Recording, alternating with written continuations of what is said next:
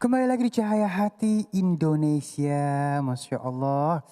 Supaya hati kita terus bercahaya harus disirami rohani ya. Disirami rohani kita oleh ilmu dari guru-guru kita ya, Masya Allah ya. Baik Bu, masih semangat? Nanti Ibunda kita kasih kesempatan untuk bertanya ya. Namun sebelumnya kita akan angkat pertanyaan dari media sosial.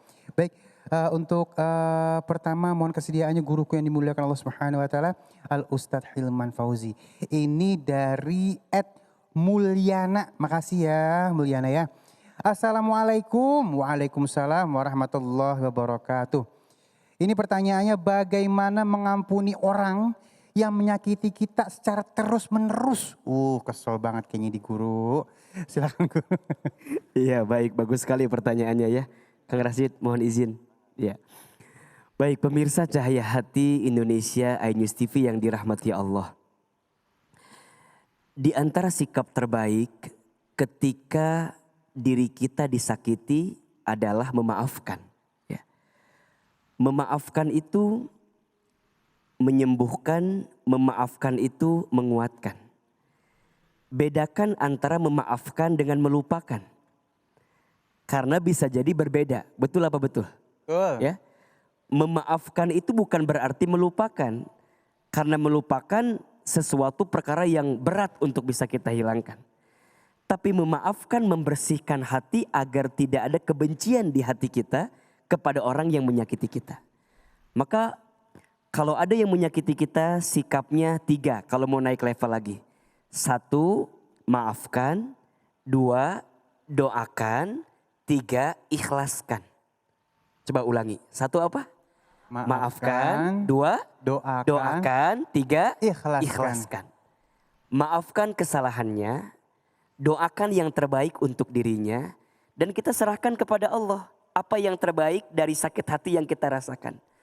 Maka yang namanya memaafkan itu ya harus terus dihadirkan. Walaupun orang itu menyakiti berkali-kali. Bahkan kata Nabi, ada 3 sikap yang akan mengantarkan sikap terbaik. Bahkan balasannya itu dibangunkan istana di surga. Ya, apa diantaranya? 1, falyafu amman dolamaka. Maafkan orang yang menyakitimu. 2, wal yu'ti man haramaka. Memberilah kepada orang yang tidak memberi kepadamu. Wal yasil man qata'aka. Sambungkanlah silaturahmi dengan orang yang pernah memutuskannya dengan dirimu. Ustadz, memaafkan itu susah ya? Iya, karena pahalanya surga. Kalau ringan pahalanya kipas angin, ya, kulkas 1 pintu gitu ya. Jadi kalau orang nyakitin terus gimana Ustadz? Ya sudah, maafin lagi. Ingat ya, kita tidak bisa merubah arus ombak yang datang kepada kita. Yang bisa kita rubah adalah ajarkan diri kita berenang agar ketika arus ombak itu datang kita bisa berenang dengan ombak tersebut. Maksudnya apa? Kita nggak akan bisa merubah sikap orang ke kita. Betul? Yang bisa kita rubah adalah sikap kita kepada orang lain. Jadi kalau ada orang yang nyakitin kita, nyakitinnya terus menerus Ustadz, bismillah, Allah sedang menyiapkan pahala untuk kita. Pahala apa? Memaafkan. Jelas? Jelas. Bismillah. Aduh, maafin bisa, doain yang repot ya. Ya saya maafin, saya doain kamu biar cepet susah dong. Baik, Masya Allah luar biasa, mudah-mudahan kita bisa melakukan hal itu ya. Baik guruku, ini kita kasih kesempatan kepada yang ada di masjid ya guru ya. Untuk bertanya, Umi silakan tadi yang sudah siap untuk bertanya. Oh iya, baik. Jangan lupa nama dan majelis taklimnya. Assalamualaikum warahmatullahi wabarakatuh. Waalaikumsalam Nama warahmatullahi saya wabarakatuh. Happy dari Majelis Taklim Babu Salam Bekasi Utara. Bagaimana jika kewajiban tidak sejalan dengan hak dalam rumah tangga? Terima kasih. Assalamualaikum warahmatullahi wabarakatuh. Assalamualaikum warahmatullahi wabarakatuh. Ini untuk istri apa suami ini? Yo.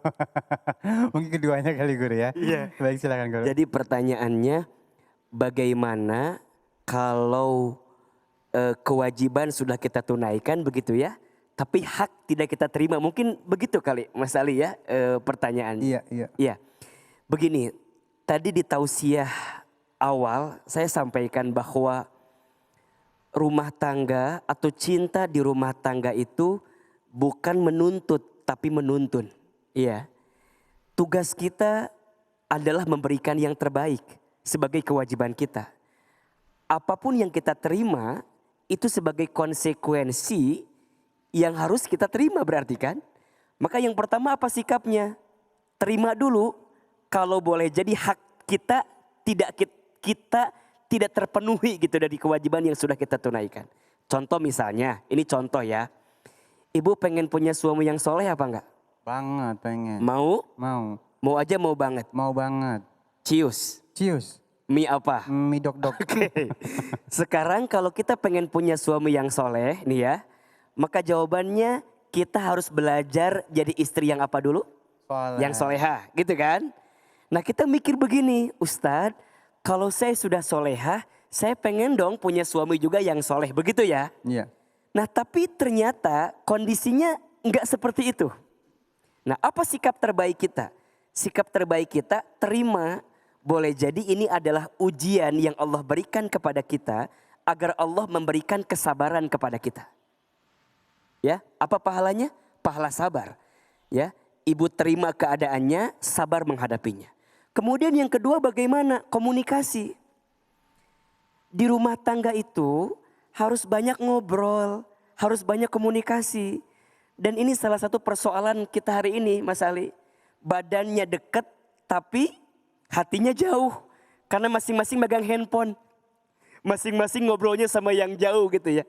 Nah sekarang kita bagaimana mendekatkan seseorang yang lebih dekat dengan dirinya yang lebih dekat dibanding kita gitu. Jadi komunikasi ngobrol sama suaminya, ayah, aku sudah memberikan yang terbaik untuk kamu. Aku juga berharap kamu itu demikian sama aku. Itu sah-sah aja, fine-fine aja gak masalah. Dan tidak ada persoalan ya yang tidak bisa diselesaikan kecuali kita ngobrol, kecuali kita komunikasi. Persoalan itu akan semakin besar jadi persoalan ketika kita gak mau komunikasi.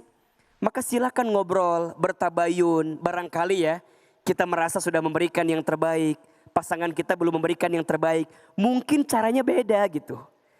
Iya, ibu berharapnya A, pasangan ngasihnya B. Mungkin menurut dia itu cara mencintai terbaik. Menurut kita enggak begitu Ustadz. Berarti apa titik temunya? Ngobrol, ketemu, komunikasi. Insya Allah ada jalan keluar. Nah dan yang ketiga, jangan pernah berhenti berbuat kebaikan dalam kewajiban kita. Hal jazaul ihsan illal ihsan. Tidak ada satu kebaikan pun kecuali balasannya adalah kebaikan. Mana yang menjadi kewajiban ibu, lakukan kewajiban itu. Adapun hak yang ibu terima itu, ya, kalau sekiranya belum kita dapatkan, teruslah berdoa kepada Allah. Yang melembutkan hati suami kita siapa? Allah. Para suami yang melembutkan hati istri kita siapa?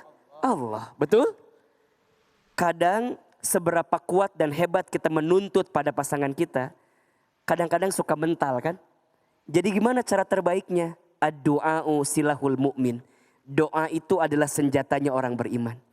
Maka ibu, ya, ayah, ayo bangun di sepertiga malam, angkat telapak tangan kita, doakan pasangan kita. Ya muqallibal qulub, duhai Allah yang membolak-balikan hati, lembutkan hati pasanganku agar bisa memberikan hak terbaik untukku.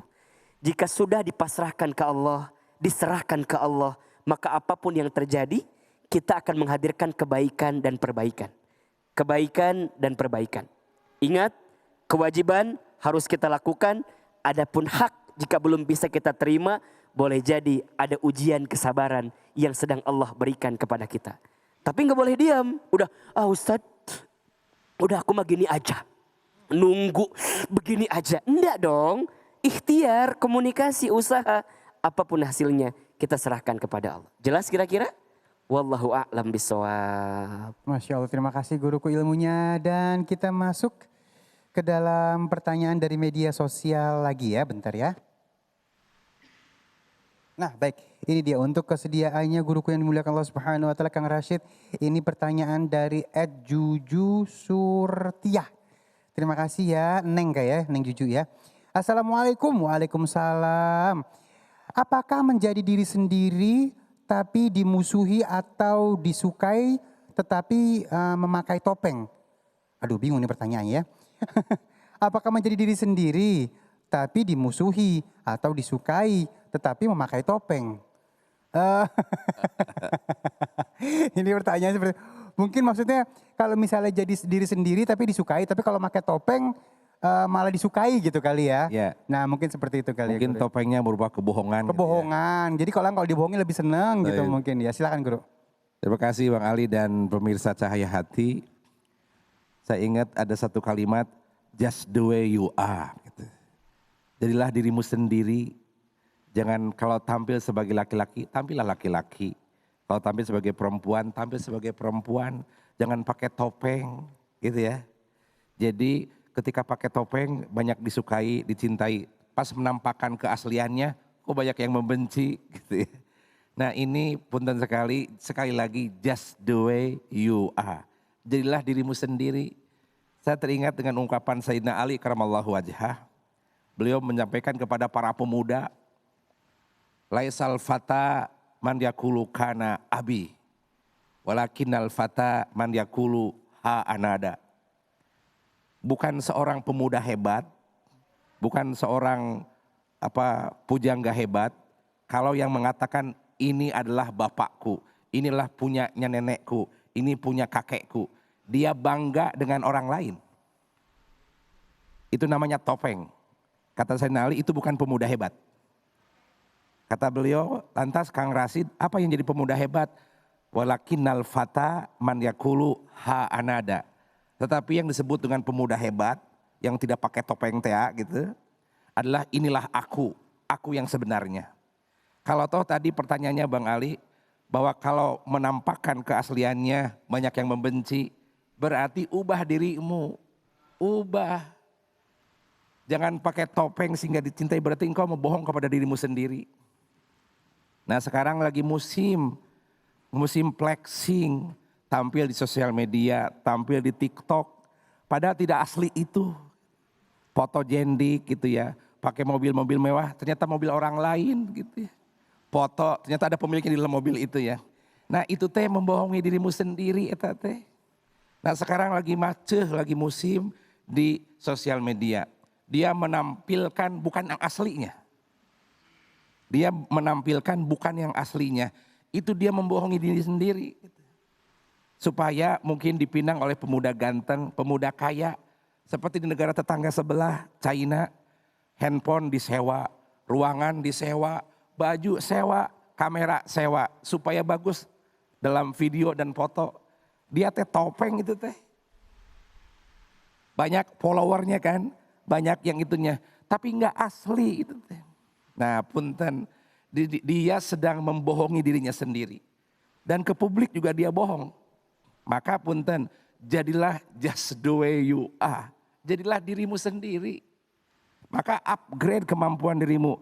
Kemampuan diri yang sabar, kemampuan diri yang syukur, kemampuan diri yang penuh dengan taubat, kemampuan diri yang penuh dengan ikhlas. Dia akan menjadi ha anada, inilah aku. Terima kasih Bang Ali. Masya Allah ya. Kalau sampai banyak yang nggak suka ya bener ya Guru ya, kita harus introspeksi diri ya. Bukan pakai topeng biar orang suka. Ya aduh jadi kesiksa nantinya ya. Baik, kita kasih kesempatan buat Umi untuk bertanya yuk. Siapa yang mau nanya lagi? Cakep. Jangan lupa nama dan majelis taklimnya ya Neng. Silakan Bunda. Assalamualaikum warahmatullahi wabarakatuh. Waalaikumsalam warahmatullahi wabarakatuh. Saya Lina dari Majelis Taklim Babus Salam Bekasi Utara. Ustadz, saya mau tanya, ketika kita tidak sengaja memakan makanan haram, apakah kita akan berdosa? Demikian pertanyaan saya. Assalamualaikum warahmatullahi wabarakatuh. Waalaikumsalam Warahmatullahi wabarakatuh. Silakan Guru. Langsung Bang Ali. Iya silakan Guru. Ketika kita tidak sengaja atau lupa makan makanan haram, apa hukumnya? Allah memaafkan hambanya yang berbuat sesuatu tapi dirinya lupa. Atau dirinya tidak tahu bahwa itu haram. Ya, Allah menyampaikan dalam satu ayatnya, Bismillahirrahmanirrahim, la yukallifullahu nafsan illa wus'aha. Allah tidak membebani kepada kaumnya sesuai dengan kemampuan dirinya. Termasuk Rasulullah bersabda ya, bahwa kaumku, umatku yang lupa, umatku yang salah sudah dimaafkan oleh Allah Subhanahu wa taala. Ya, Sebab punten sekali, kalau kita lupa, contoh, kita tidur, kesiangan, kebablasan, apakah dia mendapatkan dosa? Tidak, karena dia sedang lupa. Tidur kan tidak sadar. Bangun-bangun jam 7 pagi, subuh kelewat. Segera salat. Apakah mendapatkan dosa? Tidak.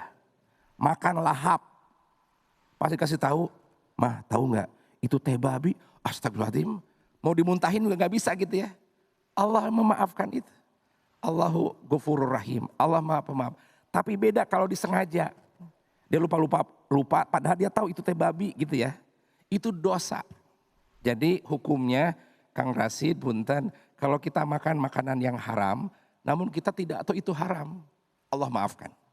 Al-ma'fu anhu. Rufi al-qalamu, Allah akan mengangkat hukum kepada orang pertama yang tidur, kedua orang yang gila, yang ketiga orang yang lupa. Apa Bunda? Allah mengangkat hukum kewajiban kepada hambanya ketika dia tidur, yang kedua ketika dia lupa, yang ketiga ketika dia gila. Orang gila tidak wajib sholat. Sampai dia sadar dari gilanya, baru dia wajib sholat. Begitupun ketika makan makanan yang haram, oh dia lupa, dia tidak tahu itu haram, dimaafkan. Allah al-ma'fu anhu, maha pemaaf dan maha penyayang.